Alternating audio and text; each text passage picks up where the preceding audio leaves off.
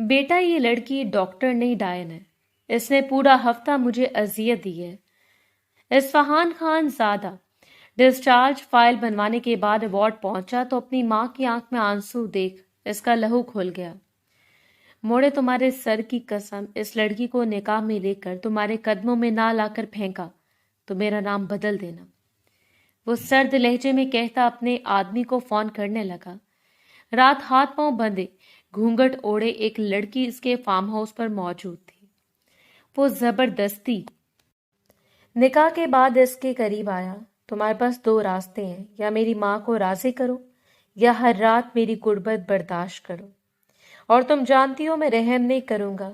इसके लहजे में बेपनाह सफाकी थी, मगर इस आरजू की खामोशी देख इसने गुस्से से इसका घूंघट पलटा तो हवेली के पिछले हिस्से में उतरती हुई तंग सीढ़ियां नमी से भरी हुई थीं। दीवारों पर जगह जगह सीलन के धब्बे फैले थे और हवा में बासीपन की एक भारी सी बू रची हुई थी।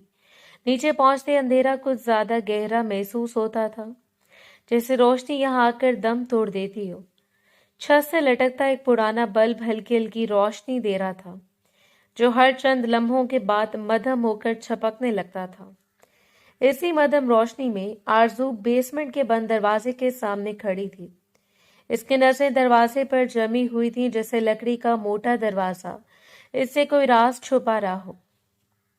इसके चेहरे पर खौफ नहीं था, बल्कि एक अजीब सी जिद और यकीन था। इसने आहिस्ता से कदम बढ़ाया। दिल की धड़कन तेज थी, मगर हाथ मजबूत। इसने दरवाजे की कुंडी को थामने के लिए हाथ आगे बढ़ाया ही था कि अचानक किसी ने इसका बाजू सख्ती से पकड़कर पीछे मोड़ दिया। दर्द की एक लहर इसके बाजू में दौड़ गई थी, क्योंकि पकड़ बेइंतहा सख्त थी।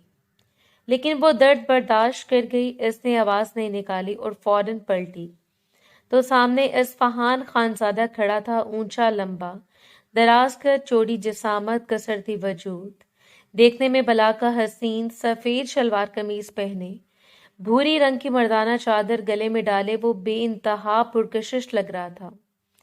इसकी आंखों में बर्फ जैसी सर्द मेहरी और चेहरे पर वाज़े गुस्सा चमक रहा था। वो झुककर इसके करीब आया और धाड़ा, तुम्हारी हिम्मत कैसे हुई यहाँ आने की? लहजा बेहद सर्द था। किसी ने इजाजत दी है तुम्हें इस तरफ रुख करने की? आरजू ने झटके से अपना बाजू छुड़ाया। एक लम्हे को उसकी सांस बिखरी, मगर अगले लम्हे वो सीधी खड़ी हो गई थी। इसने दो कदम पीछे हटकर इसकी आंखों में आंखें डाल दी और बोली, तुम्हारी हिम्मत कैसे हुई मेरा बाजू थामने की? मैं कोई फजूल शय नहीं हूं जिसे तुम छू रहे हो। तुम्हारी इतनी औकात है जो तुम मुझे हाथ लगा रहे हो? वो एक लम्हे को चौंका, मगर फौरन संभल गया था। ये लहजा पहली बार सर्द नहीं हुआ था। इसके होंठों पर एक तल्ख सी मुस्कुराहट आई और वो बोला, मैंने तुम्हें अपना हाथ इसलिए हाथ लगाया क्योंकि तुम हद पार कर रही हो।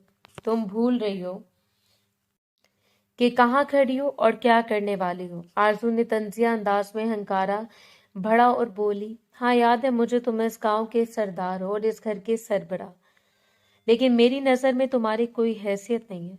ना मैं तुम्हें सरदार मानती हूँ और ना इस घर का सरबराह। तुम मेरे सामने एक हकीर इंसान से ज़्यादा कोई अहमियत नहीं रखते। इसके अल्फाज बेसमेंट की खामोश फिजा में गूंज गए थे। इस्फहान का जबड़ा सख्त हो गया था। वो एक कदम आगे बढ़ा और दबी हुई आवाज में बोला, तुम्हारी नजर में हैसियत रखकर मुझे करना क्या है? मेरे सवाल का जवाब दो। यहाँ बेसमेंट में क्या कर रही हो? आरजू ने दरवाजे की तरफ इशारा किया और बोली, सब पता है मुझे तुम्हारे सारे काले करतूत। यही बंद है ना इस दरवाजे के पीछे? एक दिन देखना पुलिस के हाथों तुम्हें पकड़वाऊंगी और इस बेसमेंट में मौजूद तुम्हारा सारा काला धन इन लोगों के हवाले करूंगी। तुम क्या समझते हो सारी जिंदगी ये बुरे काम करते गुजार दोगे और कोई तुम्हें पकड़ेगा नहीं? मेरे बाप ने ईमानदारी की जिंदगी गुजारी और मरते हुए भी मुझे यही बोला था कि कभी धोखा नहीं देना और हमेशा सच का साथ देना है, बुराई से दूर रहना और इसी पर अमल करके देखना। एक दिन तुम्हारी जिंदगी बर्बाद करूंगी। इस्फहान की आंखों में एक लम्हे को तेजी सी चमक आई, मगर इसने खुद को काबू में रखा था। वो हल्का सा हंसा और बोला, तुम जो बेबुनियाद उड़ती हो ना, تمہارے پڑ نہ کٹوائے تو میرا نام اصفہان خانزادہ نہیں۔ بہت جلد تمہارا بندوبست ہونے والا ہے، تم بس انتظار کرو، تمہیں ایسی موت دوں گا جس کا تم نے خواب میں تصور بھی نہیں کیا ہوگا۔ آرزو نے فوراً جواب دیا، دھمکیاں دینا چھوڑ دو، میں ڈرنے والوں میں سے نہیں ہوں اور نہ ہی سر جھکا کر جینے والوں میں سے ہوں۔ زندگی کو ہمیشہ آنکھوں میں آنکھیں ڈال کر گزاری ہے، مجھ سے یہی امید رکھنا۔ آگے بھی وہ کچھ اور قریب آیا اور سرد لہجے میں بولا، اس گھر میں تمہیں پناہ دی ہوئی ہے، اس بات کا احسان مانا کرو، اور تم مجھ پر گرا رہی ہو، اتنی بدتمیزی کر رہی ہو۔ آرزو کے چہرے پر سختی آ گئی تھی، اس نے بغیر جھجک کے کہا، تمہاری پناہ سے مجھے کوئی فرق نہیں پڑتا کیونکہ اس گھر میں میرے باپ کا حصہ بھی ہے۔ اصفہان نے زور سے کہکا لگایا، اس کی ہنسی بیسمنٹ کی دیواروں سے ٹکرا کر عجیب سی گونج پیدا کر رہی تھی، اور وہ بولا، یہ تمہاری بھول ہے، بہت بڑی بھول، اور آج کے بعد اگر تم بیسمنٹ کے پاس بھی آئے تو یاد رکھنا، مجھ سے برا کوئی نہیں ہوگا۔ اس کے لہجے میں واضح دھمکی تھی۔ آرزو کچھ لمحے اس سے گھورتی رہی، اس کی آنکھوں میں غصہ بھی تھا اور ایک خاموش چیلنج بھی۔ پھر اس نے رخ موڑا اور بغیر کچھ کہے سیڑھیوں کی طرف بڑھ گئی تھی۔ اس کے قدموں کی آواز آہستہ آہستہ اوپر جاتی ہوئی مدھم پڑ گئی تھی۔ پیچھے اصفہان کچھ دیر وہیں کھڑا رہا، اس نے گہری سانس لی اور ایک نظر دروازے پر ڈالی جیسے اس کے پیچھے چھپا راز ابھی محفوظ ہو۔ پھر اس نے مٹھی بھینچی اور نظریں سخت کر لی، جسے آنے والے وقت کے لیے خود کو تیار کر رہا ہو۔ پورا دن معمول کے مطابق بیت گیا تھا۔ اگلے دن ہسپتال کی عمارت کے اندر سفید دیواروں اور تیز روشنیوں کے درمیان ایک عجیب سی سنجیدگی چھائی ہوئی تھی۔ راہداریوں میں جراثیم کش دوا کی تیز بو محسوس ہو رہی تھی اور کہیں سے کہیں مانیٹرز کی پیپ پیپ کی آوازیں فضا میں گونج رہی تھیں۔ اسی ماحول میں آرزو اپنے کیبن کے اندر کرسی پر سیدھی بیٹھی تھی۔ سفید ڈاکٹر کوٹ اس کے کندھوں پر سلیقے سے جمع ہوا تھا اور سامنے میز پر مریضوں کی فائلیں ترتیب سے رکھی تھیں۔ اس کے چہرے پر معمول کی سنجیدگی تھی، مگر آنکھوں میں ہلکی سی تھکن بھی جھلک رہی تھی۔ چند لمحے گزرے تھے کہ دروازے پر ہلکی سی دستک ہوئی اور اجازت ملنے پر نرس اندر داخل ہوئی۔ اس نے آتے ہی سلام کیا اور قدرے جھجکتے ہوئے بولی، ڈاکٹر صاحبہ، آپ کے گھر سے کوئی پیشنٹ آیا ہے، سردار اصفہان صاحب کا حکم ہے کہ آپ آ کر انہیں دیکھیں۔ آرزو کے ہاتھ ایک لمحے کو رک گئے تھے، وہ فوراً اپنی جگہ سے کھڑی ہوئی اور بے چینی سے بولی، دادا بو آئے ہیں۔ کیا اس کے لہجے میں چھپی گھبراہٹ صاف محسوس ہو رہی تھی؟ نرس نے فوراً سر نفی میں ہلایا اور بولی، نہیں نہیں بڑے سردار، نہیں، شاید سردار اصفہان کی والدہ آئی ہیں۔ یہ سن کر آرزو نے گہری سانس لی، جیسے ایک لمحے کے لیے دل پر رکھا بوجھ ہلکا ہوا، مگر اگلے لمحے اس کے چہرے پر سنجیدگی واپس آ گئی تھی۔ وہ چند لمحے خاموش کھڑی رہی، پھر بغیر کچھ کہے نرس کے ساتھ کیبن سے باہر نکل آئی اور تیز قدموں سے ایمرجنسی وارڈ کی طرف بڑھنے لگی۔ راہداری میں چلتے ہوئے اس کے قدموں کی رفتار معمول سے زیادہ تیز تھی، جیسے وہ خود کو کسی انجانے دباؤ سے نکالنا چاہ رہی ہو۔ ایمرجنسی وارڈ کے دروازے کے قریب پہنچتے ہی ماحول بدل گیا تھا۔ وہاں اسلحہ بردار گارڈز کھڑے تھے اور درمیان میں اصفہان خانزادہ اپنی جگہ پر بے چین کھڑا تھا۔ اس کا چہرہ سخت تھا مگر آنکھوں میں واضح پریشانی تھی۔ آرزو کو دیکھتے وہ فوراً اس کی طرف بڑھا اور جلدی سے بولا، امی کو دیکھو، پتہ نہیں ان کو کیا ہو گیا، اچانک لاؤنج میں بے ہوش ہو گئی تھی۔ آرزو نے بغیر وقت ضائع کیے سر ہلایا اور سیدھا بیڈ کی طرف بڑھ گئی جہاں شاہانہ بیگم نیم بے ہوشی کی حالت میں لیٹی ہوئی تھی۔ اس نے فوراً ان کی نبض چیک کی، پیشانی پر ہاتھ رکھا، نرس کو چند ہدایات دیں اور خاموشی سے اپنا معائنہ جاری رکھا۔ وارڈ میں چند لمحوں کے لیے صرف مشینوں کی آوازیں اور اس کے ہلکے ہلکے اقدامات کی آہٹ سنائی دے رہی تھی۔ تقریباً 5 منٹ بعد اس نے سیدھا ہو کر اصفہان کی طرف دیکھا اور پرسکون لہجے میں بولی، موسمی بخار ہے، زیادہ کوئی مسئلے کی بات نہیں ہے، شاید ڈی ہائیڈریشن کی وجہ سے بے ہوش ہو گئی ہیں، میں دوائی لکھ دیتی ہوں، وقت پر دے دینا اور آرام کروانا۔ اس کے الفاظ سن کر اصفہان کے چہرے پر غصہ ابھرا اور وہ ایک قدم آگے بڑھا اور تیز لہجے میں بولا، کیا مطلب ہے تمہارا؟ میری ماں گھر میں بے ہوش ہو گئی اور تم کہہ رہی ہو کہ موسمی بخار ہے؟ ان کی حالت دیکھو، آنکھیں نہیں کھل رہی اور تم کہہ رہی ہو کہ کوئی بڑی بات نہیں ہے۔ آرزو نے ذرا سا بھمے سکیری اور سنبھلے ہوئے لہجے میں بولی، میں نے ایسا کچھ بھی نہیں بولا ہے، میں نے صرف یہ مشورہ دیا ہے کہ انہیں آرام کرواؤ، تھک چکی ہیں، اس سے زیادہ اور میں نے کیا کہا ہے؟ اصفہان نے جھنجھلا کر کہا، میری ماں کو ہسپتال میں داخل کرو اور ان کا خیال تم رکھو گی۔ آرزو نے سیدھی نظروں سے اسے دیکھا اور بغیر جھجک کے بولی، میرے پاس اور بھی پیشنٹ موجود ہیں جو سیریس کنڈیشن میں انہیں چھوڑ کر آپ کی والدہ کو نہیں دیکھ سکتی، اور رہی بات ان کو ایڈمٹ کرنے کی، کوئی فائدہ نہیں ہے، یہاں ایڈمٹ ہو کر یہ مزید بے سکون ہو جائیں گی۔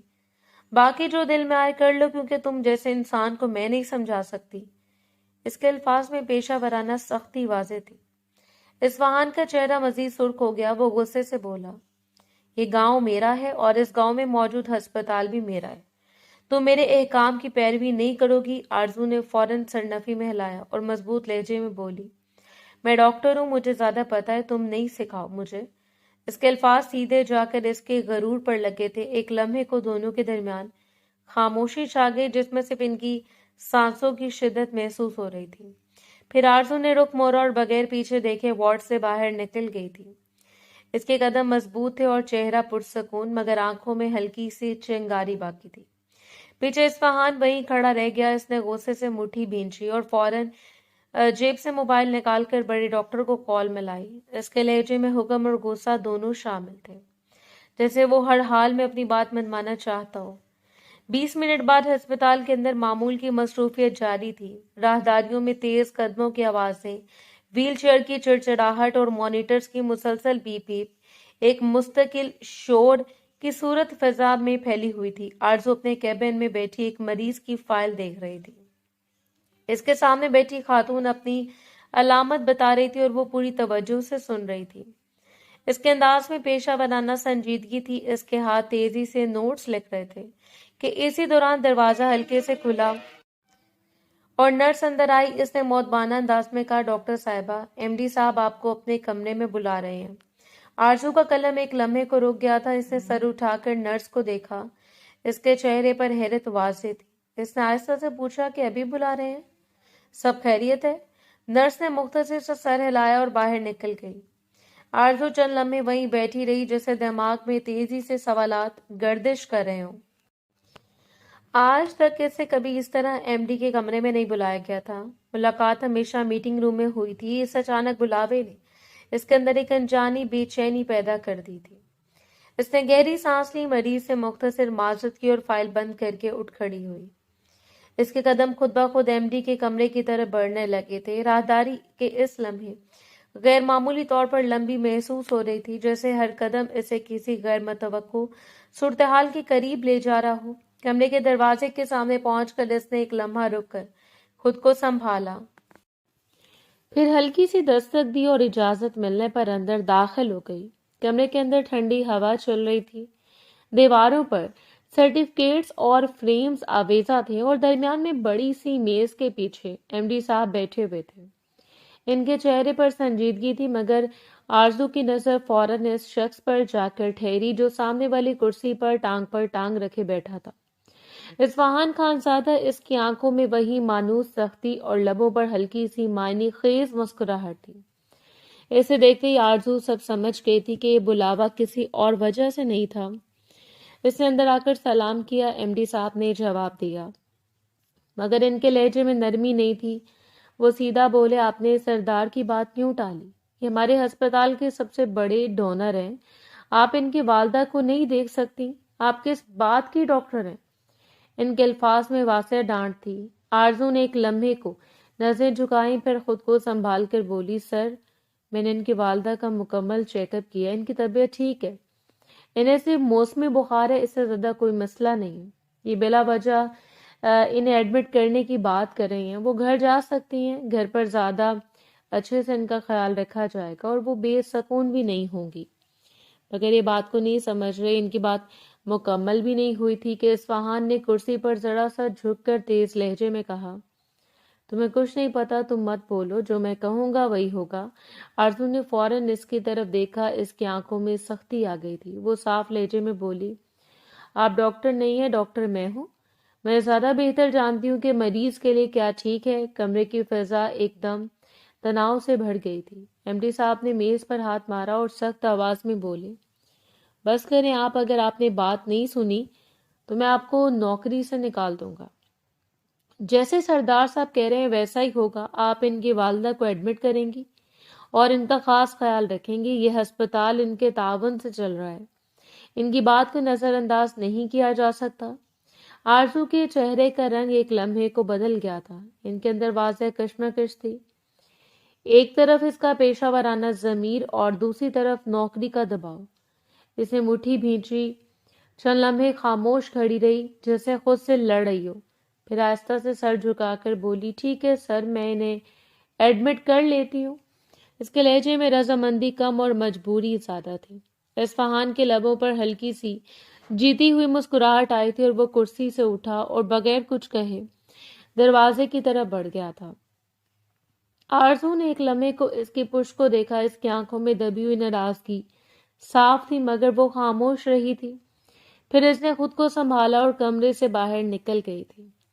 اس کے قدم اب پہلے جیسے مضبوط نہیں تھے مگر اس کے چہرے پر ایک فیصلہ کن سنجیدگی ضرور واپس آ گئی تھی، جیسے وہ اس کھیل کو سمجھ چکی اور اب اگلا قدم سوچ سمجھ کر اٹھانے والی ہو. دھیرے دھیرے پورا دن بیت گیا تھا. رات کے 12 بجے رات کا وقت تھا. حویلی کے اندر غیر معمولی خاموشی پھیلی ہوئی تھی. بڑے بڑے صحن میں لگی مدھم پیلی لائٹ زمین پر لمبے سائے بنا رہی تھی. دور کہیں درختوں کے پتوں کی ہلکی سرسراہٹ سنائی دے رہی تھی. آرزو ہسپتال سے واپس آ کر اپنے کمرے میں بیٹھی تھی. اس نے دوپٹہ ایک طرف رکھا ہوا تھا اور موبائل ہاتھ میں لیے اسکرین پر نظریں جمائے بیٹھی تھی. چہرے پر تھکن واضح تھی مگر انہوں نے آنکھوں میں اب بھی دن بھر کی کشیدگی باقی تھی. کمرے میں ہلکی سی خوشبو پھیلی ہوئی تھی اور دیوار پر لگے کلاک کی ٹک ٹک خاموشی کو اور نمایاں کر رہی تھی کہ اچانک دروازہ بغیر کسی آواز کے کھلا اور اصفہان اندر داخل ہو گیا تھا. دروازے کے ہلکے سے چڑچڑانے کی آواز پر آرزو چونک گئی تھی. اس نے فوراً سر اٹھا کر دیکھا اور اسے سامنے کھڑا پایا. اس کا انداز بدستور وہی سخت اور بے تکلف تھا جیسے ایک کمرہ بھی اس کی ملکیت ہو. آرزو فوراً سمٹ کر سیدھی ہو کر بیٹھی اور غصے سے بولی، یہ کیا طریقہ ہے کسی لڑکی کے کمرے میں داخل ہونے کا؟ آپ بنا اجازت میرے کمرے میں کیسے داخل ہو سکتے ہیں؟ اس کے لہجے میں صاف ناراضگی تھی. اصفہان نے ایک لمحہ اسے دیکھا، پھر بے پرواہی سے بولا، یہ حویلی میرے نام پر ہے، میں کہیں بھی آ جا سکتا ہوں. تم مجھے یہ جواب دو کہ تم میری ماں کو ہسپتال میں تنہا چھوڑ کر یہاں سے کیسے آ گئی ہو؟ اس کے سوال میں حکم بھی تھا اور الزام بھی. آرزو نے موبائل ایک طرف رکھا اور سیدھی ہو کر بیٹھی. اسے سنبھل کر مگر سخت لہجے میں کہا، میری ڈیوٹی ختم ہو چکی ہے اور میں آپ کی ماں کی پرسنل خدمتگار نہیں ہوں جو مسلسل وہاں پر رہوں. جب تک میں وہاں تھی میں نے ہر آدھے گھنٹے بعد ان کی صحت کو چیک کیا تھا. اس سے زیادہ میں اور کچھ نہیں کر سکتی. اب ان کا خیال نرس رکھیں گے اور جو ملازمہ یہاں سے وہاں گئی ہوئی ہیں وہ دیکھ بھال کریں گی. اس کے علاوہ ڈاکٹرز بھی وہاں موجود ہیں، وہ بھی دیکھ لیں گے.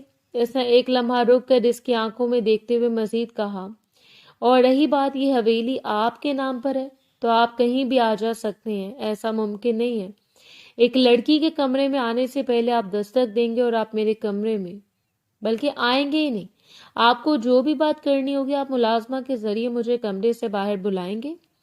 انسان کی اپنی ذاتی پرائیویسی ہوتی ہے. اس کے الفاظ صاف اور مضبوط تھے. اصفہان کا چہرہ سخت ہو گیا. وہ آہستہ آہستہ اس کی طرف بڑھا.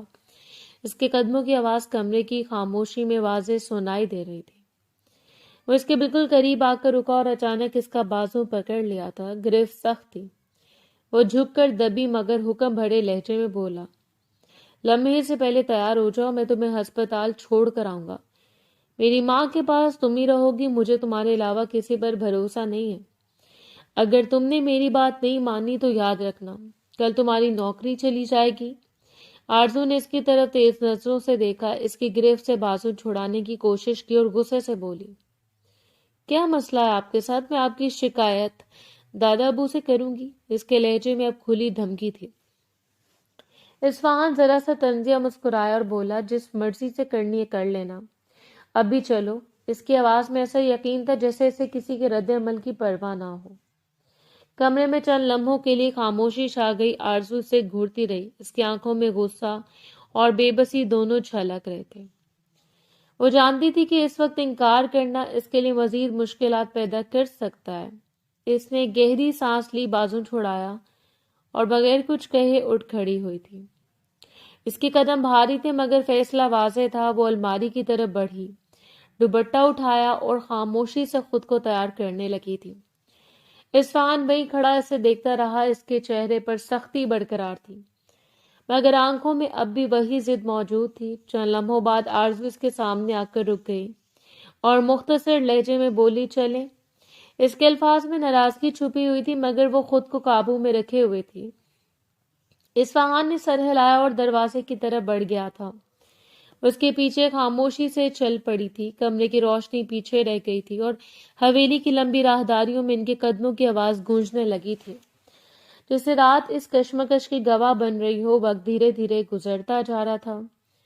رات گہری ہو چکی تھی۔ ہسپتال کے زیادہ تر حصے میں خاموشی اتر آئی تھی مگر ایمرجنسی وارڈ کے اس کمرے میں ہلکی روشنی اور مشینوں کی مدھم پیپ اب بھی جاری تھی۔ دیواروں پر پڑتی سفید روشنی ایک سرد سا احساس پیدا کر رہی تھی۔ آرزو ایک کرسی پر بیٹھی تھی۔ اس کے چہرے پر واضح غصہ تھا اور ہاتھ آپس میں جکڑے ہوئے تھے جیسے وہ خود کو قابو میں رکھنے کی کوشش کر رہی ہو۔ اس کی نظریں کبھی سامنے بیڈ پر لیٹی شبانہ بیگم پر جاتی اور کبھی خالی فرش پر جم جاتی۔ وقت جیسے سست ہو گیا تھا۔ اچانک بیڈ پر ہلکی سی جنبش ہوئی۔ شبانہ بیگم کی آنکھیں آہستہ آہستہ کھلی اور وہ چند لمحے چھت کو دیکھتی رہیں جیسے ہوش بحال ہونے میں وقت لگ رہا ہو۔ پھر آہستہ سے گردن موڑ کر آرزو کی طرف دیکھا۔ ان کی نظر میں عجیب سی ٹھنڈک تھی۔ وہ ہلکی آواز میں بولی، افسوس ہو رہا ہوگا ڈاکٹر بن کر۔ نہ آرزو نے فوراً ان کی طرف دیکھا۔ اس کی آنکھوں میں چنگاری سی بھری تھی۔ وہ سیدھی ہو کر بیٹھی اور بغیر ہچکچاہٹ کے بولی، مجھے کبھی افسوس نہیں ہوگا کیونکہ میں نے ڈاکٹر بن کر کئی لوگوں کی جان بچائی ہے۔ اس کے لہجے میں فخر تھا مگر اگلے لمحے اس کا لہجہ سخت ہو گیا تھا۔ اس نے سیدھی نظروں سے دیکھتے ہوئے کہا، لیکن آپ کو بہت جلد افسوس ہونے والا ہے جو آپ نے بلا وجہ زبردستی اپنے بیٹے کو سردار بنایا ہے۔ مجھے سب پتہ ہے آپ کا بیٹا کون سا کالا دھن بیسمنٹ میں چھپا کر بیٹھا ہے۔ وہ بہت جلد اس کو میں پولیس کے ہاتھوں پکڑواؤں گی۔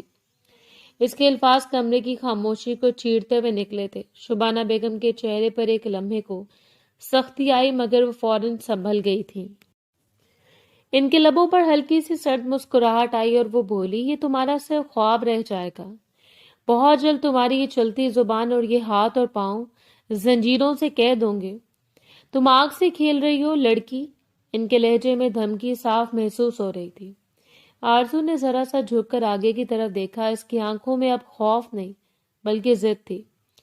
وہ بولی، مجھے آگ سے کھیلنے کا شوق ہے۔ آپ نے جو میری ماں کے ساتھ کیا تھا میں بھولی نہیں ہوں، اور آپ کا بیٹا جو میرے ساتھ کرنا چاہتا ہے وہ میں کرنے نہیں دوں گی۔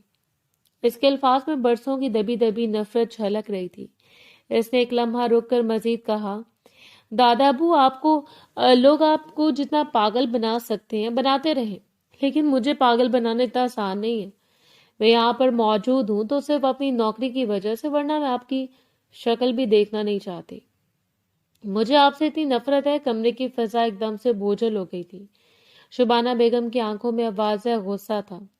انہوں نے بستر پر ذرا سا سیدھا ہو کر آرزو کو گھورا اور دبی مگر زہریلی آواز میں بولی، آج کی رات گزرنے دو، کل تمہارا انجام تمہارے سامنے ہوگا۔ تم نے یہ باتیں کر کے میرے اندر بھڑکی ہوئی آگ کو مزید بھڑکایا ہے۔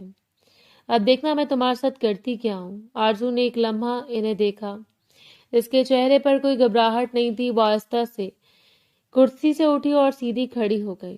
اس نے بالکل اسپاٹ لہجے میں کہا، آپ کو جو کرنا ہے کرتی رہیں، مجھے کوئی فرق نہیں پڑتا، میں نے اپنے کیبن میں جا رہی ہوں۔ اس کے الفاظ میں بے نیازی تھی مگر آنکھوں میں اب بھی وہی چمک باقی تھی۔ وہ مڑی اور بغیر پیچھے دیکھے دروازے کی طرف بڑھ گئی تھی۔ اس کے قدموں کی آواز کمرے میں گونجی اور پھر آہستہ آہستہ مدھم ہو گئی تھی۔ دروازہ کھلنے اور بند ہونے کی ہلکی سی آواز کے بعد کمرہ دوبارہ خاموش ہو گیا تھا۔ شبانہ بیگم بستر پر لیٹی رہی مگر ان کی نظریں دروازے پر جمی رہی تھیں۔ ان کے چہرے پر ایک اور سخت اور خطرناک تاثر تھا، جیسے وہ واقعی کسی فیصلہ کن قدم کا ارادہ کر چکی ہوں۔ صبح کا وقت تھا۔ ہسپتال کے وارڈ میں ہلکی دھوپ کھڑکی کے پردوں سے چھن کر اندر آ رہی تھی۔ فضا میں ایک عجیب سی ٹھنڈک اور سکون تھا مگر اس سکون کے پیچھے رات کی کشیدگی ابھی تک باقی تھی۔ نرسیں اپنے معمول کے کاموں میں مصروف تھیں اور کہیں کہیں سے مریضوں کی دھیمی آوازیں سنائی دے رہی تھیں۔ اس دوران اصفہان خانزادہ تیز قدموں سے راہداری عبور کرتا ہوا وارڈ کی طرف آیا۔ اس کے ہاتھ میں ڈسچارج فائل تھی جو اس نے ابھی بنوائی تھی۔ اس کے چہرے پر سنجیدگی تھی، مگر اندر کہیں بے چینی بھی موجود تھی۔ جیسے وہ کمرے میں داخل ہوا، اس کی نظر سیدھی بیڈ پر لیٹی اپنی ماں پر پڑی۔ شبانہ بیگم کی آنکھوں میں نمی تھی اور آنسو کناریوں سے بہنے کو تیار تھے۔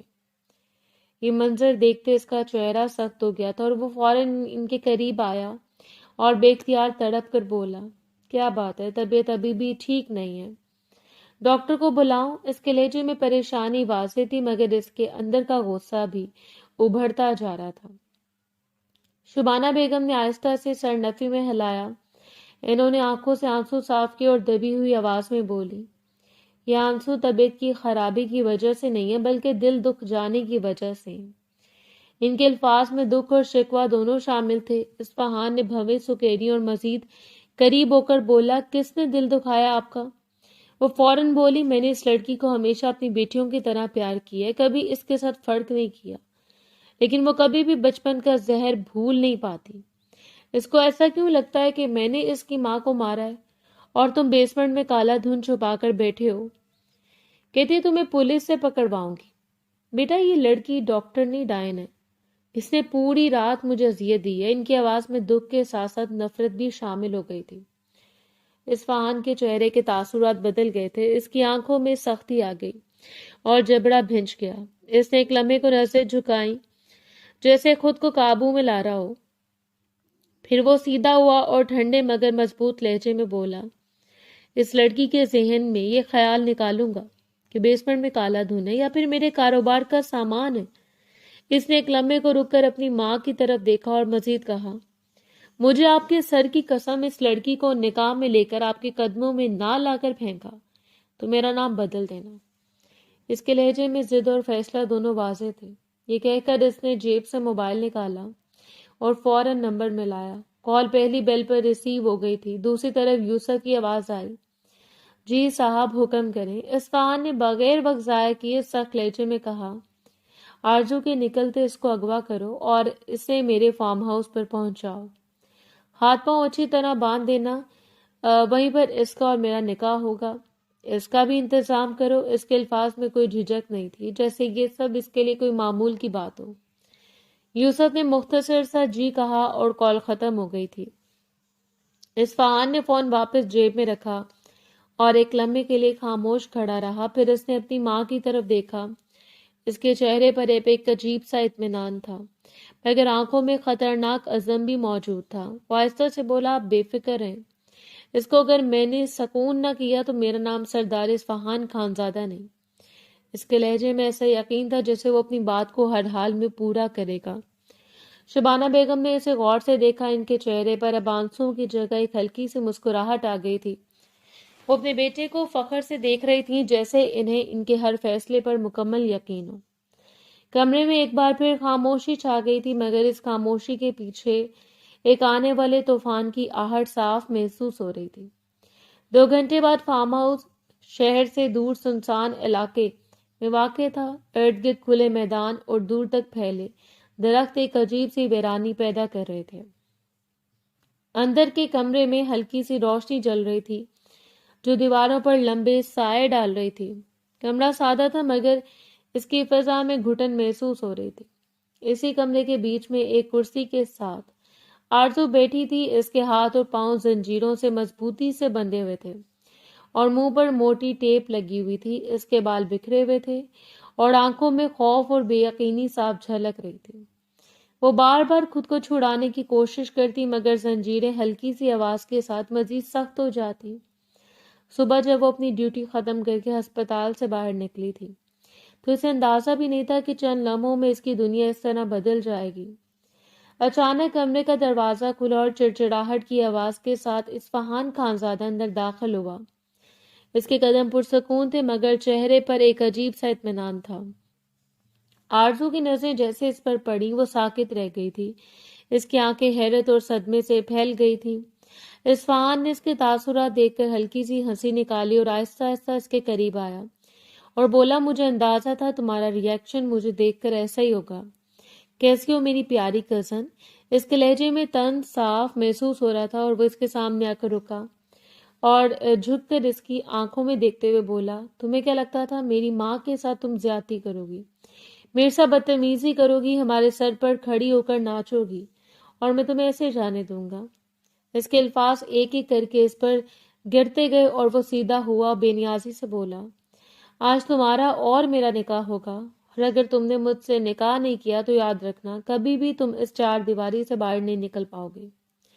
اس کی آواز میں اب دھمکی واضح تھی اور وہ آگے بڑھا اور مزید بولا، اور اگر نکل بھی گئی ہو تو تمہارا ڈاکٹر کا لائسنس کینسل ہو چکا ہوگا، تمہیں کہیں بھی نوکری نہیں ملے گی، تمہارا ڈاکٹری ختم ہو جائے گی، اور اگر تم نے کلینک کھولنے کی کوشش بھی کی تو تمہیں پولیس اٹھا کر لے جائے گی، تمہارا پورا کیریئر برباد ہو جائے گا۔ وہ ایک لمحے کو رکا اور اس کی طرف نظر جھکا کر بولا، اب بہتر ہے کہ تم مجھ سے نکاح خاموشی سے کر لو۔ آرزو بے یقین نظروں سے دیکھ رہی تھی، اس کی آنکھوں میں آنسو جمع ہو چکے تھے۔ اصفہان نے آگے بڑھ کر اس کے منہ سے ٹیپ کھینچ کر ہٹا دی۔ ٹیپ ہٹتے اس نے گہری سانس لی اور فوراً روتے ہوئے بولی، آخر مسئلہ کیا ہے تمہارے ساتھ اور تمہاری ماں کے ساتھ؟ میں نے تم لوگوں کا بگاڑا کیا ہے؟ میں تمہارے چاچو کی بیٹی ہوں، اور اس کے لہجے میں بے بسی اور دکھ دونوں شامل تھے۔ اصفہان نے سرد نگاہوں سے اسے دیکھا اور سپاٹ لہجے میں بولا، تم نے کچھ نہیں بگاڑا، تمہارے اس مرحوم ماں نے بگاڑا ہے جس کی بدولت میری بہن مر گئی تھی۔ آرزو نے فوراً سر ہلایا اور آنسو صاف کرتے ہوئے بولی، میری ماں نے اس کو نہیں مارا، وہ ایک غلط فہمی ہے۔ اس کی آواز کانپ رہی تھی مگر وہ سچ پر قائم تھی۔ اصفہان نے بے پرواہی سے کندھے اچکائے اور بولا، مجھے اس سے کوئی فرق نہیں پڑتا نکاح کر رہی ہو یا نہیں۔ اس کا لہجہ بالکل حتمی تھا۔ آرزو نے فوراً نفی میں سر ہلایا اور روتے ہوئے بولی، نہیں کروں گی نکاح۔ اس کے الفاظ میں ضد تھی۔ اصفہان نے جیب سے موبائل نکالا اور اسکرین پر نظر ڈالتے ہوئے بولا، تو پھر میں کروں اپنے کانٹیکٹ یوز اور کراؤں تمہارا لائسنس کینسل؟ اس کے انداز میں مکمل یقین تھا۔ آرزو نے آنسوؤں کے درمیان اسے دیکھا اور بولی، تم ایک بہت برے انسان ہو۔ اصفہان نے ہلکی سی ہنسی نکالی اور سیدھا ہو کر بولا، آدھے گھنٹے میں مولوی صاحب آ رہے ہیں، اس لیے اپنے آپ کو ذہنی طور پر تیار کر لو، میں جا رہا ہوں۔ یہ کہہ کر وہ مڑا اور دروازے کی طرف بڑھ گیا تھا۔ دروازہ کھلا اور پھر بند ہو گیا تھا۔ کمرہ دوبارہ خاموش ہو گیا۔ آرزو وہیں بیٹھی رہ گئی، اس کی ہچکیاں کمرے میں گونجنے لگی تھی۔ آنسو اس کے چہرے پر بہتے رہے اور زنجیروں کی ہلکی سی چھنکار اس کی بے بسی کا احساس اور گہرا کرتی رہی تھی۔ آدھے گھنٹے بعد کمرے کی فضا پہلے بوجھل تھی مگر اب اس میں ایک عجیب سا دباؤ اور بڑھ گیا تھا۔ دروازہ کھلا اور آدھے گھنٹے بعد مولوی صاحب دو مرد گواہوں کے ساتھ اندر داخل ہوئے۔ ان کے پیچھے اصفہان بھی پرسکون قدموں سے اندر آیا۔ آرزو کی نظر جیسے ان سب پر پڑی۔ اس کی آنکھوں میں آنسو اور شدت ایک ساتھ ابھر آئی تھی۔ اس کا سانس تیز ہو گیا تھا اور دل کی دھڑکن جیسے سینے سے باہر نکلنے کو تھی۔ اصفہان سیدھا اس کی طرف بڑھا، اس کے قدموں میں کسی قسم کی ہچکچاہٹ نہیں تھی۔ وہ اس کے قریب آیا اور جھک کر اس کے ہاتھوں اور پاؤں کی زنجیریں کھولنے لگا۔ زنجیروں کے کھلنے کی ہلکی آواز کمرے میں گونجی تھی۔ آزادی ملتے اس کے ہاتھ لرزے مگر وہ وہیں بیٹھی رہی۔ اصفہان نے اس کی کلائی کو تھاما اور ہلکے سے سہلاتے ہوئے سرد لہجے میں بولا، خاموشی سے نکاح کر لو، مجھے کسی بھی طرح کا ڈرامہ نہیں چاہیے۔ اس کے الفاظ میں نرمی کم اور حکم زیادہ تھا۔ آرزو نے فوراً اپنا ہاتھ کھینچا اور آنسو بھری آنکھوں سے اسے دیکھتے ہوئے بولی، میں تمہاری شکایت دادا ابو سے کروں گی، وہ تمہیں چھوڑیں گے نہیں۔ اس کے لہجے میں آخری امید جھلک رہی تھی۔ اصفہان نے بے پرواہی سے اسے دیکھا اور اسپاٹ انداز میں بولا، ان کو میں اطلاع پہنچا چکا ہوں اور انہیں بھی کوئی اعتراض نہیں ہے۔ شاید وہ تمہاری فطرت سے واقف ہیں، اس لیے انہوں نے کہا ہے کہ میں نکاح کر سکتا ہوں۔ اب بہتر یہی ہوگا کہ تم خاموشی سے تعاون کرو۔ اس کے الفاظ نے جیسے اس کی آخری امید بھی توڑ دی تھی۔ آرزو کا سر جھک گیا اور آنسو اس کے گالوں پر بہنے لگے تھے۔ وہ خاموشی سے روتی رہی۔ مولوی صاحب نے ایک نظر اصفہان کی طرف دیکھا اور پھر بولے، سردار صاحب اجازت ہے، نکاح شروع کریں؟ اصفہان نے ہلکے سے سر ہلا کر اجازت دی۔ مولوی صاحب نے اپنی جگہ سنبھالی اور رسمی انداز میں آرزو کی طرف دیکھتے ہوئے بولے، आरजू वल्द मुबीन खानजादा, आपका निकाह इस्फहान खानजादा वल्द कासिम खानजादा से तय किया जाता है कि आपको ये निकाह कबूल है। आरजू ने फौरन सर उठाया और इसकी आंखों में बेबसी और खौफ दोनों थे। वो रोते हुए बोली, नहीं है मुझे कबूल, मुझे यहाँ से आज़ाद करवाएं मौलवी साहब, ये निकाह ज़बरदस्ती हो रहा है, ये आदमी मुझ पर जुल्म कर रहा है। इसकी आवाज़ कांप रही थी मगर इसमें सच्चाई साफ थी। वो मजीद कुछ कहने वाली थी कि अचानक इस्फहान ने जेब से गन निकाली और एक लम्हे में इसके सर के करीब लाकर रोक दी। कमरे की फिजा एकदम साकित हो गई थी, गवाह भी खामोश हो गए थे। इस्फहान झुककर इसके करीब आया और दबी मगर खतरनाक आवाज में बोला, कबूल करो, अगर मैंने तुम्हें यहाँ मार दिया तो किसी को कानो कान खबर नहीं होगी और तुम खत्म हो जाओगी। इसने मजीद कहा, इतने सालों तुमने डॉक्टर बनने के लिए मेहनत की है, देख लो तुम्हारी सारी पढ़ाई एक लम्हे में जाया हो जाएगी अगर तुम मर गई। इसके अल्फाज सीधे इसके खौफ पर जर्ब लगाते गए थे। आरजू चंद लम्हे साकित बैठी रही, इसके हाथ कांप रहे थे और आंखों से आंसू मुसलसल बह रहे थे। इसने एक नजर गन पर डाली, फिर आहिस्ता से आंखें बंद कर ली जैसे खुद को संभाल रही हो, फिर हल्की सी आवाज में रोते हुए बोली, कबूल है। इसके आवाज बामुश्किल सुनाई दी थी। मौलवी साहब ने दोबारा सवाल दोहराया, आरजू वल्द मुबीन खानजादा, कि आपको ये निकाह कबूल है? इसने आंखें बंद रखते हुए दोबारा रोते हुए कहा, कबूल है। तीसरी बार सवाल किया गया तो इसने हिचकियों के दरमियान एक बार फिर कहा, कबूल है। कमरे में मौजूद हर शख्स इस लम्हे की संजीदगी को महसूस कर रहा था। मौलवी साहब ने सर हिलाकर निकाह मुकम्मल होने का ऐलान किया और निकाहनामा इसकी तरफ बढ़ाया। इसके हाथ लर्ज रहे थे मगर इसने जबरदस्ती कलम थामा और कागज पर दस्तखत कर दिए थे। इसके बाद वही कागज इस्फहान के सामने रखा गया। मौलवी साहब ने इससे भी रस्मी अंदाज में सवाल किया। इसने बगैर किसी हिचकिचाहट की संजीदगी से 3 बार निकाह कबूल किया था और फिर पुरसकून अंदाज में निकाहनामे पर दस्तखत कर दिए थे। कमरे में एक अजीब सी खामोशी फैल गई थी और आरजू के आंसू रुकने का नाम नहीं ले रहे थे, जबकि इस्फहान के चेहरे पर एक सर्द इत्मीनान था, जैसे इसने अपनी मर्जी हासिल कर ली हो। निकाह के बाद एक मुलाजमा आई थी और इसको एक बेडरूम में छोड़कर चली गई थी। कमरा कुशादा था मगर इसके लिए वो जगह भी कैद खाने से कम नहीं लग रही थी।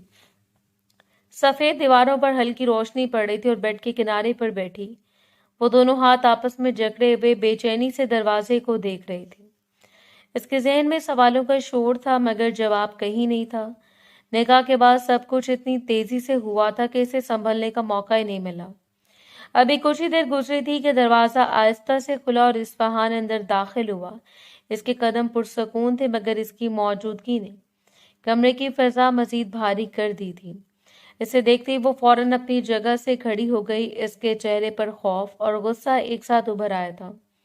वो एक कदम पीछे हटते हुए बेचैन आवाज में बोली, मुझे हवेली जाना है, दादा अब्बू के पास, खबरदार जो तुम मेरे करीब भी आए। इसकी आवाज में लर्जिश थी मगर वो खुद को मजबूत जाहिर करने की कोशिश कर रही थी।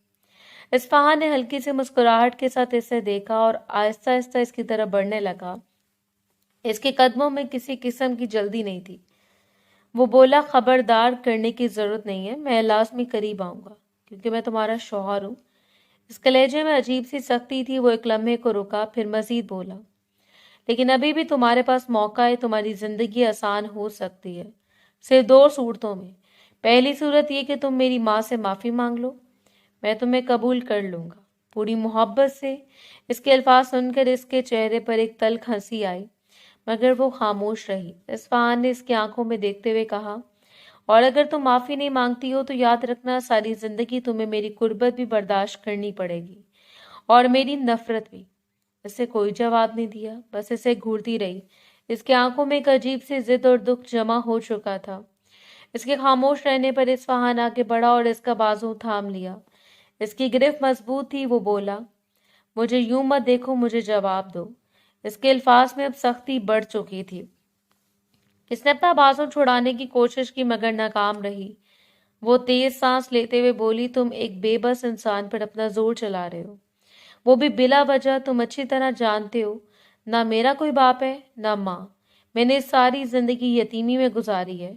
इसकी आवाज टूटने लगी थी मगर वो रुकी नहीं। वो बोलती गई, मेरा सिर्फ एक जवाब था कि मेरा शौहर ऐसा हो जो मुझसे मोहब्बत करे, जो मुझे सहारा दे। लेकिन तुम, इसने जुमला अधूरा छोड़ दिया। इसकी आंखों से आंसू बहने लगे। इसने हिम्मत करके दोबारा कहा, मैंने कभी नहीं सोचा था कि मुझे तुम जैसे इंसान का सामना करना पड़ेगा। इसकी आवाज अब भारी हो चुकी थी। वो मजीद बोली, और जो तुम अब कर रहे हो वो भी गलत है। मैंने तुम्हारी माँ के साथ कुछ नहीं किया। वो हमेशा मुझसे बदतमीजी करती आई है, मुझे नीचा दिखाती आई है, मगर मैंने कभी जवाब नहीं दिया। अगर मेरी माँ ने तुम्हारी बहन के साथ कुछ किया था तो वो उनका अमल था। इसकी सजा तुम मुझसे क्यों ले रहे हो? उसने आंखों में आंसू लिए से देखा। वो आहिस्ता से कहा, मैं भी इंसान हूँ, मुझे भी दर्द होता है। कमरे में चंद लम्हों के लिए खामोशी छा गई। इस्फहान के चेहरे पर कोई खास तासुर नहीं आया था। वो इसे देखता रहा और इसे स्पार्ट लहजे में कहा, मुझे इन बातों से कोई फर्क नहीं पड़ता, मुझे सिर्फ जवाब चाहिए। तो माफी मांगोगी या नहीं? इसके अल्फाज ने जैसे आखिरी हद खींच दी थी।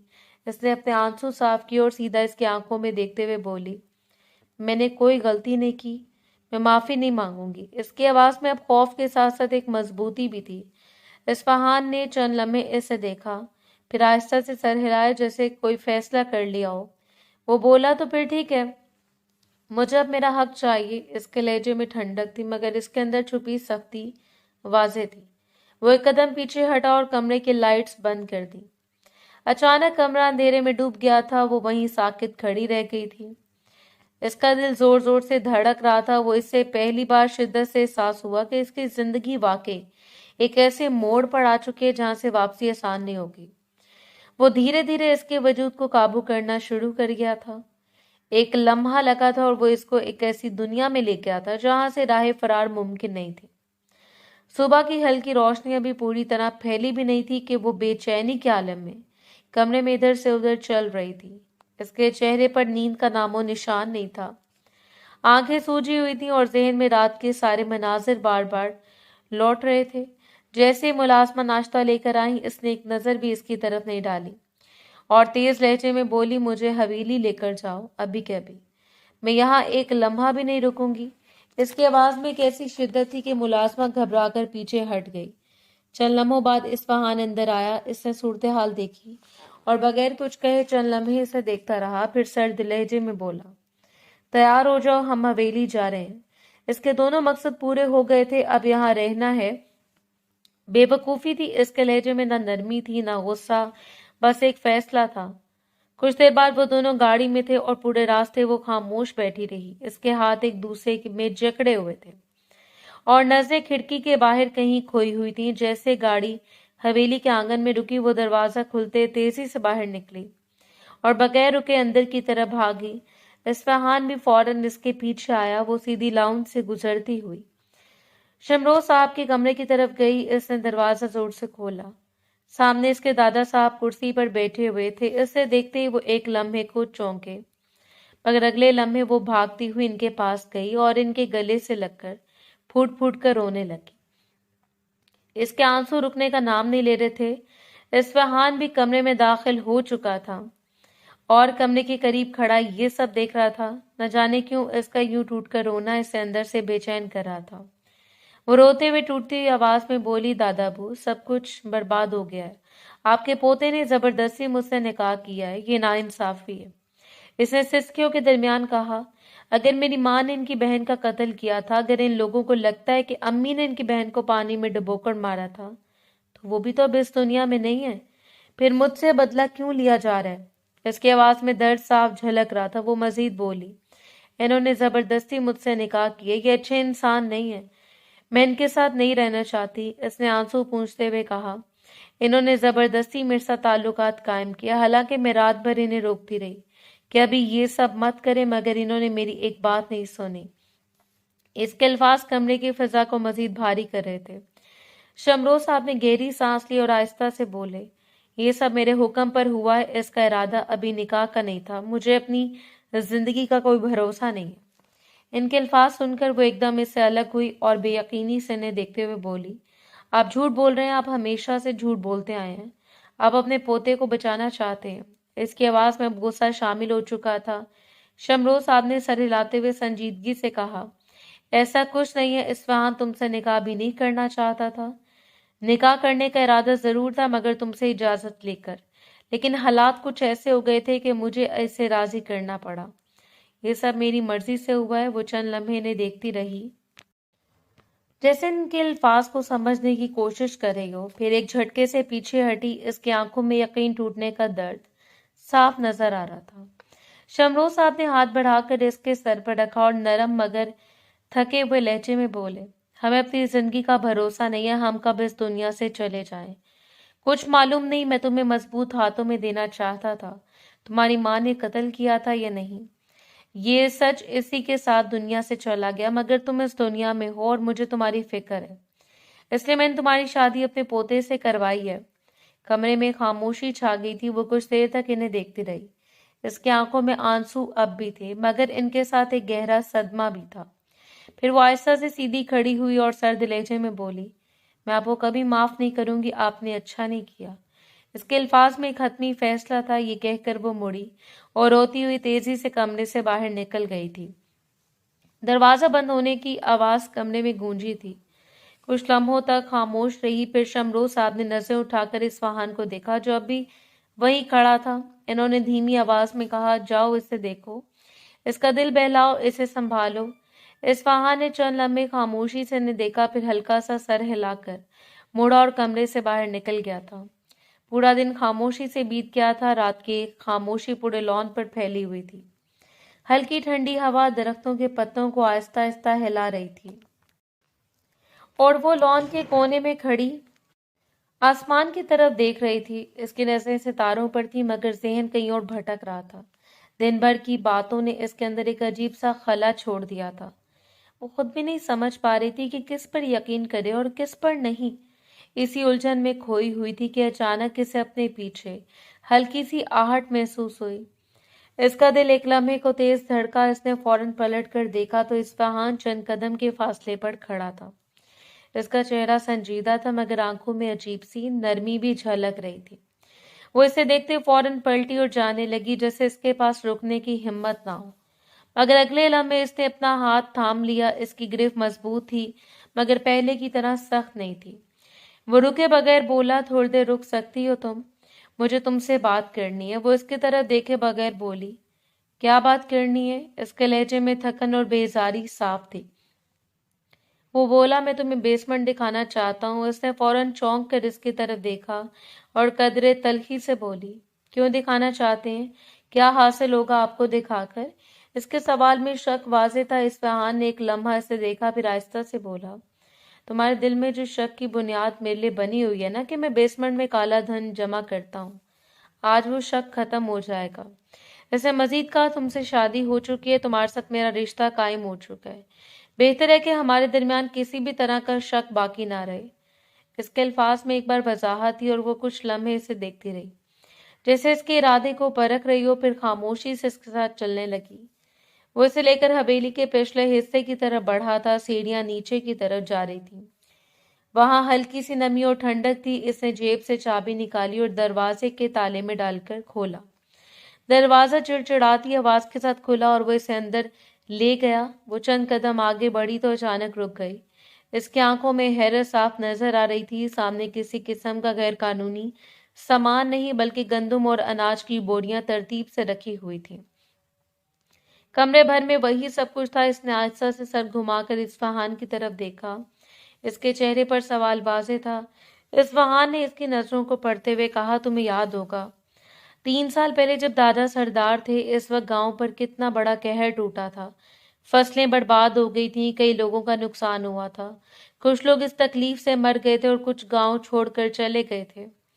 اس کے آواز میں سنجیدگی آ گئی تھی۔ وہ مزید بولا، اسی چیز کو سامنے رکھتے ہوئے میں نے یہ سب جمع کیے تاکہ اگر دوبارہ ایسا وقت آئے تو میرے پاس اتنا ہو کہ میری عوام آدھی قیمت پر یہ لے سکیں اور اپنی زندگی کو سنبھال سکیں۔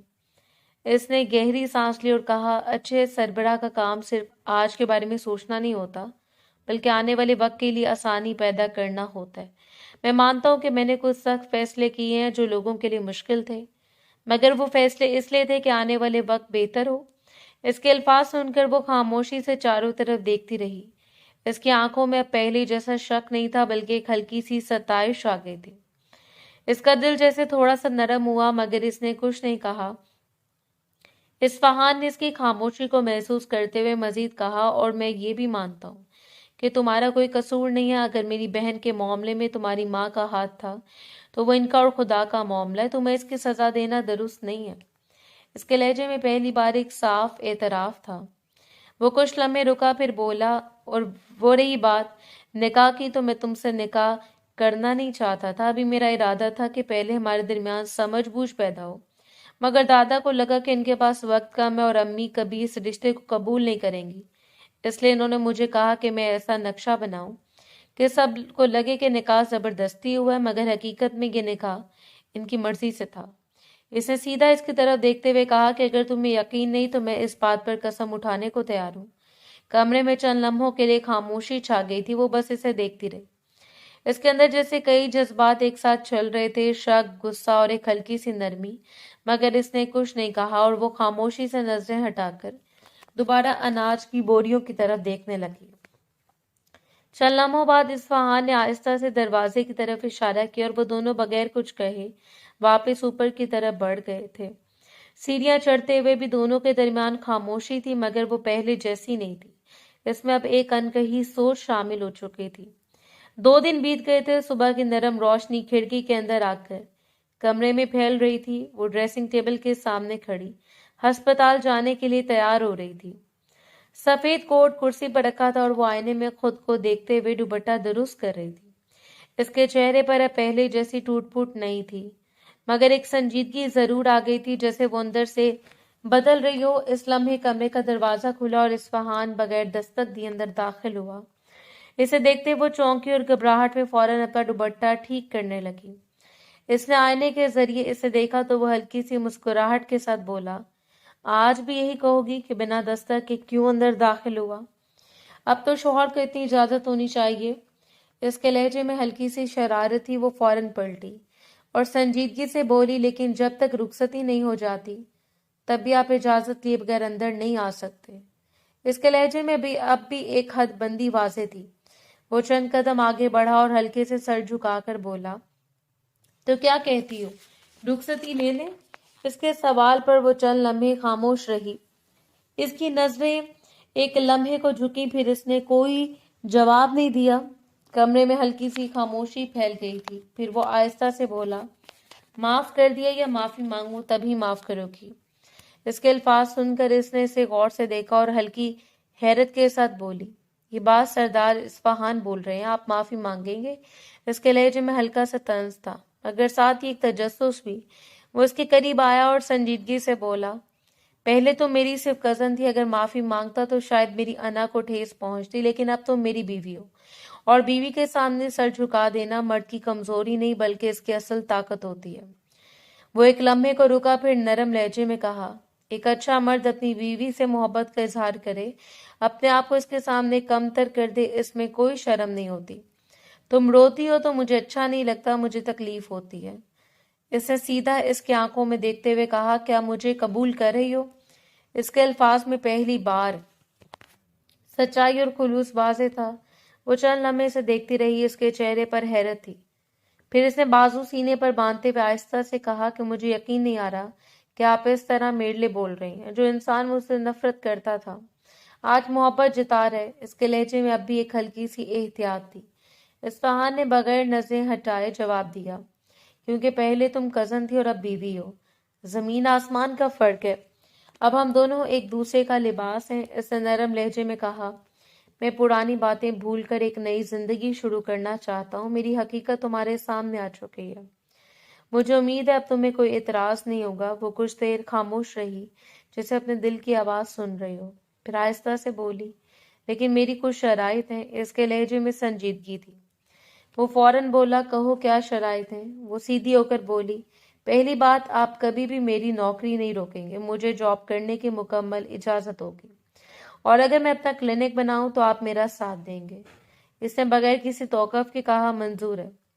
وہ ہلکا سا حیران ہوئی، مگر پھر بولی، دوسری بات، میں آپ کی امی کے سامنے کبھی بدتمیزی نہیں کروں گی، لیکن آپ یہ یقینی بنائیں گے کہ وہ بھی میرے ساتھ بدتمیزی نہ کریں۔ اس نے سنجیدگی سے سر ہلاتے ہوئے کہا، یہ بھی منظور ہے۔ وہ ایک لمحے کو رکی، پھر بولی، اور رخصتی 1 سال بعد ہوگی، کیونکہ میں اس وقت تک آپ کے مزاج کو سمجھنا چاہتی ہوں۔ اس کے الفاظ میں احتیاط تھی۔ اصفہان نے اسے غور سے دیکھا، پھر ہلکی سی مسکراہٹ کے ساتھ بولا، یہ تو ممکن نہیں ہے، تم سے دوری اختیار کرنا میرے بس کی بات نہیں ہے۔ اس نے تھوڑا قریب آ کر کہا، جہاں میں تمہاری ساری شرائط مان رہا ہوں، وہاں اب تم میری ایک شرط مان لو کہ اس ہفتے ہم رخصتی کر لیتے ہیں۔ اس کے لہجے میں ضد کم اور چاہت زیادہ تھی۔ وہ کچھ لمحے خاموش رہی، اس کے چہرے پر سوچ کے آثار تھے۔ پھر آہستہ سے اس کے ہونٹوں پر ایک ہلکی سی مسکراہٹ آئی اور وہ بولی، اچھا ٹھیک ہے۔ اس کے کہتے جیسے کمرے کی فضا بدل گئی۔ اصفہان کے چہرے پر پہلی بار کھلی خوشی نظر آئی تھی۔ وہ آگے بڑھا اور اسے آہستہ سے اپنے بازو میں لے لیا۔ اس نے بھی ہلکی سی جھجک کے بعد خود کو پیچھے نہیں ہٹایا، بلکہ اس کے سینے سے لگ گئی تھی۔ اس کے چہرے پر ایک نرم سی مسکراہٹ آ گئی تھی، جیسے دل کے اندر کی سختی آہستہ آہستہ پگھل رہی ہو۔